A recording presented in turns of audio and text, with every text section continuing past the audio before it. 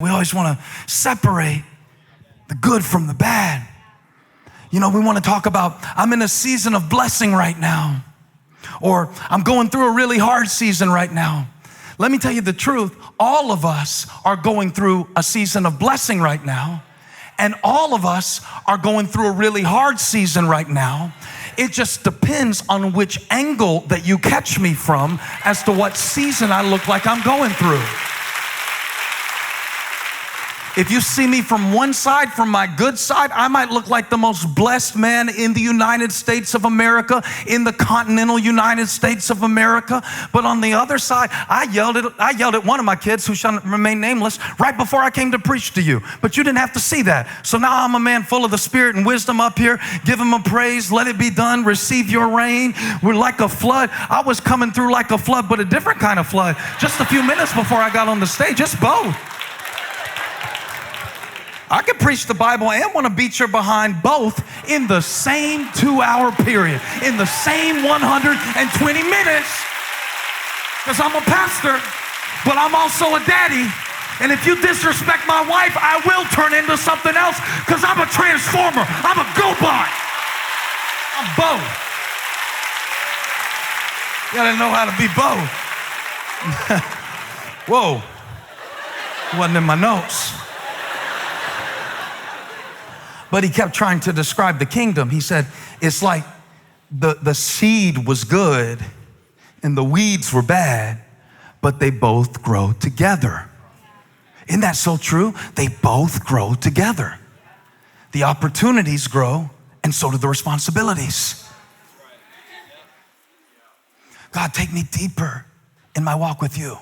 Okay, as you go deeper, you're gonna gain intimacy with Christ. And then you are gonna also gain awareness of your ignorance. Because the closer to him you get, the more you're gonna realize how much you don't know. So it's like, I wanna know you more, but the more you come to know Christ, the more you're going to know that you didn't know him at all. That's why I like Ecclesiastes 11. I was reading that, how Solomon had chased things that he called vanity or meaningless. It was like the sense that in the context of having success and fulfillment, if you have one without the other, it's problematic. What you really want is both. See, like if you have success but not fulfillment or wholeness, that will feel to you like the ultimate failure. Because to chase what you thought you wanted and to get it and it didn't do what you needed done makes you feel like, well, what do I do now? That's the point that he was writing from, where he said that there are certain things that you just don't know. And he mentions two things in Ecclesiastes 11, because all of us struggle from time to time when we are sowing, when we are investing, when we are living our lives and doing the things that we believe that God has called us to do without knowing whether it's making a difference at all. There's so much you don't know. Solomon says, if you watch the wind to see if it's blowing right, you will never sow. And if you watch the clouds to see if it's dry enough, you will never reap. Your mind will always find an excuse for you, will always find a reason, will always find an indication that this is not the right time. And so Solomon is giving advice. He's saying, just like you don't know how the breath enters the bones of a woman in the womb. Now, granted, we have ultrasounds now, but it's still true to be said today that there is a part of the process of human life that we can't put on a sonogram. There's a part of it, he says, there's the bones, and then there's the spirit or the breath. Hebrew word ruach. It's the same way that God breathed. It's the spirit of God, the ruach of God in the Old Testament. He said, there's the bones and there's the breath. There's the structure and there's the spirit. And if you have structure but not spirit, you don't have life. If you have spirit but you don't have structure, you don't have life. In a few weeks, I'm going to be teaching our staff on our annual staff advance, and I'm doing a whole session just around this verse for leadership. Because in church, you can pray for the Spirit of God to come, but if you don't have structure, if you don't have any capacity to manage what God brings you, it will simply be irresponsibility and wishful thinking.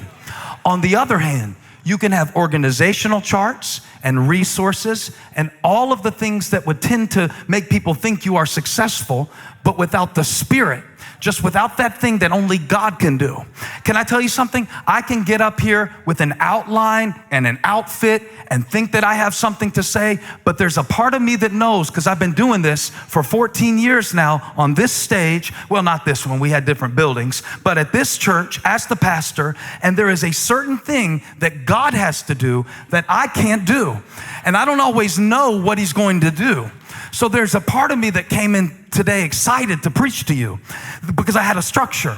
I have some scriptures, but there's a part of me that knows that God, if you don't blow on this, if you don't breathe on this, if you don't do that thing that you do that I can't do, if you don't tear open somebody's facade and speak down deep in the places of their heart, then I'll just be a clanging cymbal. I'll just lose my voice, but I won't say anything. God, I need you to breathe on my life. I need you to breathe peace. I need you to breathe joy. Because God, I can get a big house, a nice car, the right clothes, and a lot of people. But if you don't breathe, I won't be fulfilled. If you don't do it, it won't be done. I need both. I need the bones and the breath. I need the structure and the Spirit. I need, here's what I love about it. I need the friends and the enemies. I need both. I was amazed how Jesus, when he was putting together his kingdom dream team, knew that one of them was a devil and kept him anyway. John, I understand. The disciple that Jesus loved, at least that's what he put in his own bio.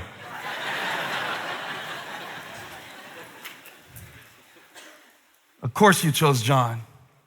He's going to take care of your mama when you're gone. And of course he chose Judas, because Judas was the one who got him to the cross where he paid the price that he came to pay. You need both. You need wheat and weeds. And if you try to pull them up, you try to get the stuff out of your life that you don't like, you'll tear out the wheat, the substance. You'll tear out the thing that God is growing. Because see, what would happen if you planted this particular type of weed, or some versions call it the tares, the wheat and the tares, it looked the same on the surface. But where it was really difficult was underground, where the tares would intermingle with the wheat and the root systems would get intertwined. And sometimes what God is doing in your life beneath the surface, the pain is intertwined with the purpose. You hear me? The thing that you don't like about yourself is sometimes the thing that God is using. And we ask God to use us, and we ask God to do his will in our lives unless we don't like it. And then we want to root that out. And so then it's like, well, God, I want you to do this, but not that. And what Solomon said is what Jesus said, you don't know which one is which. And so we have to be very careful when we are trying to do our own gardening. Because I don't know about you, but I am not a horticulturist. I don't have a lot of agriculture experience. I was preparing this message and I had this weird memory of being a little boy, and my mom had this little flower bed outside our house, and one day I decided to be helpful. And I came back to the door and I was so proud. I was like, Mom, and I had my hands full, and I said, I got all the weeds out of your flower bed. And she looked like she wanted to slap me, but she restrained herself. She said, those were the flowers. But I didn't know the difference because I was too immature to know the difference. And sometimes we are spiritually immature, and we are running from things and removing things and resisting things, and in the process of trying to pluck out the weeds, you're removing the wheat. If God answered every prayer you prayed right now, I'm sorry, Bruce Almighty was a pretty good movie. It would screw up the universe. It would ruin your training. Look, can I teach a little bit? All right, so I used to not be able to do a pull-up. I'm not gonna lie to you, I was 22 years old, and I had never done a pull-up in my life. So I started training to do pull-ups, and I could do some pull-ups.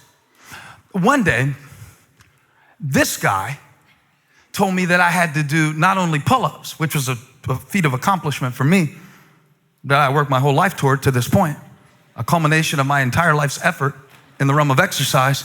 He's like, now I need you to do a negative. I said, what's a negative? He said, well, there's two parts to every rep. There's when you're going up, and there's when you're coming down. But there's just as much benefit in coming down as there is in coming up. I'm gonna give you 7 seconds. Because if that hits you right, you will start to see that the things in your life right now that you perceive as negative might be a crucial function in building your strength and your stamina and your hope. There are some things about God that you can only learn going down.